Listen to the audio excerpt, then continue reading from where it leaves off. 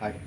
சமீபகாலம் பார்த்தீங்கன்னா, நடிகர்களுடைய மரணம் வந்து ஒரு பெரிய அதிர்வலையை ஏற்படுத்திட்டே வரும்னு சொல்லலாம். நடிகர்கள் மட்டுமல்ல, இளம் வயது மரணங்களும் வந்து அதிகமாக நடக்குது. குறிப்பா இளைஞர்களுடைய மரண சதவீதம் பார்த்தீங்கன்னா, 25லேருந்து 30% உயர்ந்திருக்குன்னு சொல்லலாம். அது 18லேருந்து 30 வயசுக்குள்ள உடைய மரணம்.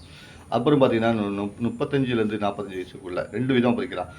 இளைஞர்கள் வந்து ஒரு தவறான வழிமுறை, வாழ்க்கை முறை அப்படிங்கிற முறையில வந்து உணவு முறை எடுத்துக்கொள்வதனால அந்த இறப்புகள் ஏற்படலாம்.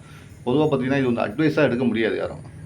இது ஒரு இறப்பு நடந்துட்டு இவர் அட்வைஸ் குடுக்க வந்துட்டாரு அப்படிலாம் சொல்லாதீங்க.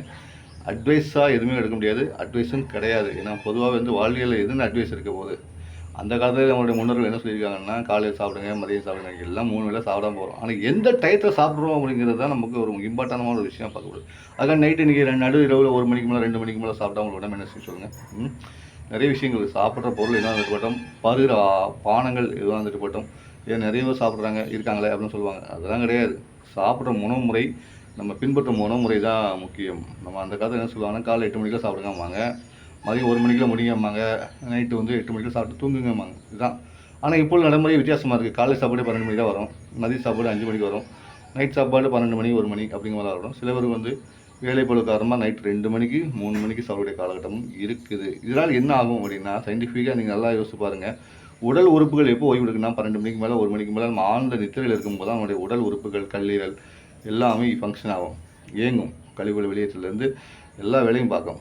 அந்த வேலை பார்க்குற டயத்துல போய் நீங்க கூடுதல் வேலைய குடுக்கும்போது என்ன ஆகும்னா, ஒரு கட்டத்துக்கு மேல அது ஒரு மிஷின் மாரி தானே. 10 கிலோமீட்டர் போற வண்டிய நீங்க 20 கிலோமீட்டர் ஓட்டுனா என்ன ஆகும்? அந்த மாரி தான் அது. அந்த டயத்துல என்ன ஆகும்? உடம்பு உபாதையை உருவாக்கும், வயிற்று பிரச்சனை உருவாக்கும். அப்படி ஒவ்வொரு உதவி இதய நோயை வந்து கடைசியில ஒரு பெரிய நோயை வந்து உருவாக்கி தள்ளிரும். இது வந்து இயற்கையான விஷயம். ஸோ இந்த உணவு விடுமுறையில தான் சில இறப்புகளும், பல சம்பவங்களும் நடந்துட்டு இருக்குங்கிறது தான் உண்மையா இருக்கும். அதனால வந்து முடிஞ்ச அளவுக்கு உடம்ப பேணுங்க. சத்தான ஆதாரமான உணவு வகைகளை சாப்பிடுங்க. நேரத்துக்கு நேரம் சாப்பிடுங்கிறது தான் இந்த பேனாக்காரனின் ஒரு சின்ன அட்வைஸு. நம்ம வழக்கமாக வந்து வீடியோ போடும்போது ஒரு சின்ன அட்வைஸ்க்கான ஒரு வீடியோ போடுவோம். நான் ஏற்கனவே சொல்லிட்டேன், அட்வைஸ் கிடையாது, ஒரு வேண்டுகோள் தான். ஏன்னா யாரும் இந்த காலத்தில் அட்வைஸ் பண்ண முடியாது. அது அவரை விருப்பத்தை பொறுத்து. அதனால் வேண்டுகோள் வச்சுக்கிடுங்க. தொடர்ந்து அரசியல் பேசுவோம். ஏன்னா நிறைய வீடியோஸ் வருது. தொடர்ந்து அரசியல் பேசுவோம். நான் உங்கள் பேனாக்காரன்.